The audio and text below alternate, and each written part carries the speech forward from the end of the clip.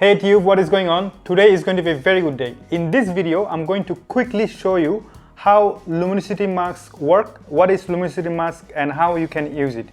Let's jump right in. In this photograph, you have a lot of things, but you also have white cloud. For instance, you want to change the color of the white cloud to completely something else, for instance, a magenta, without affecting the rest of the image.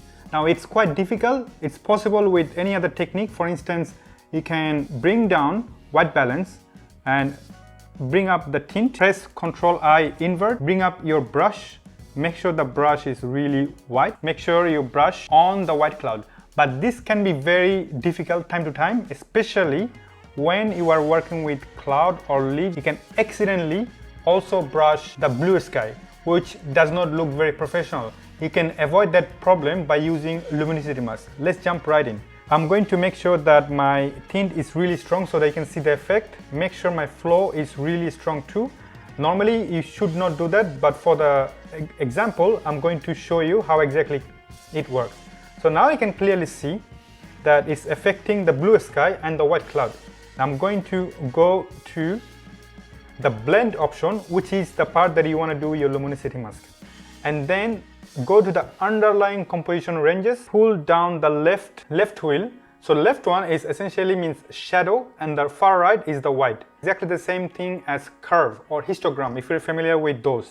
Now pull it down as much as you can and you fine tune it. And I'm gonna do a brush just to show you the effect and pay attention to the change. If I completely press reset, you have the whole area changed to the tint, which is not very good. So you want to have the effect only on the white cloud. I pull down the wheel from the far left and you can clearly see if I do it slowly, you see the blue sky turning into natural blue again while the cloud is not changed. That is the power of luminosity mask. So you know exactly how it works. I'm going to show you quickly another example so that you can clearly see the difference. Now I'm going to delete all of it and delete my white balance adjustment layer. Zoom back in so they can see the complete photo. Now I'm going to go to the rectangle tool, make a nice rectangle right in the middle so that it covers, so you can see the difference exactly. I'm going to change the color to something stronger and completely opposite. For instance, red or something close enough. I will do exactly same thing what I just done earlier. Go to the blend options, change the underlying composition ranges from left to right, like that. Pay attention to what I'm doing and pay attention to the cloud. Now you're going to see the change only on the white cloud and everything else and somewhere almost white. Listen, your job is about 80% done. Only thing you have to do to use the brush tool and quickly just brush off the area that you don't want, because blend luminosity mask will be doing 70% of your job. Only thing you have to do is to do fine tuning. That's all. Now here is another interesting part. I'm going to show you the opposite effect. I showed you how to affect the bright part. How about the darken side? So I'm gonna pull down by my rectangle tool, press reset. Now I'll do exact opposite. I'm bring down far white part to down like that, and only change you see currently it's only in the shadow area. So you see only the red color into the dark area or to the dark side. And now you can easily and quickly fine tune it by moving back and forth, make the change up to your desire. That is the power of luminosity mask. Now, before I finish this video, I'm going to show you one last trick.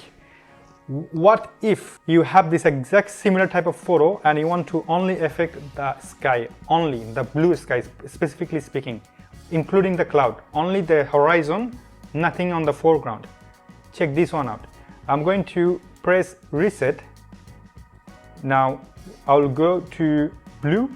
So you're selecting blue, imagining that you're only working on the blue channel. Now bear in mind, you have to make sure that there can be a blue water, so you have to brush it off, but it's guaranteed that it only work on the sky if you make sure that you selected the area only in the sky. Now what I do, I'm going to change to move tool, pull it up, make sure that the sky is completely covered. As a matter of fact, you know what? I'm going to cover the whole photo. Now I change my channel from master to blue. I'll do exactly the same what I did before. I'm going to pull down the far left area. Check out the magic.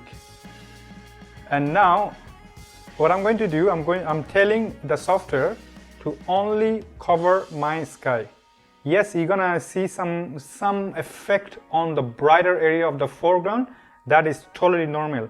But guess what? You already done 50% of your job just with one click. Now, only thing you have to do is to fine tune it. What I personally like to do, I'm going to pull up that part a little bit and this one like that. So you're saying that you only want the brightest part of the photo to be affected and leave everything else, especially on the blue area. Now, this is phenomenal. Check this one out. If I zoom in and see the edges, check this one out. I can even zoom about 100%. Nothing else affected except the blue sky. That is amazing. With this tool, that means that you can use any adjustment layer wherever you work. Now, if you're wondering that there is some houses are already covered in red, you can easily brush it off using the brush tool. I'm going to close it and use the brush. Make sure it's nice and small and just brush it off. I'm not going to do everything here. I just want to show you how you can use luminosity mask in Affinity Photo to improve your workflow. I hope this video has been very useful to you. If so, please do like and subscribe, and I see you in the next video. Take care of yourself. Bye-bye.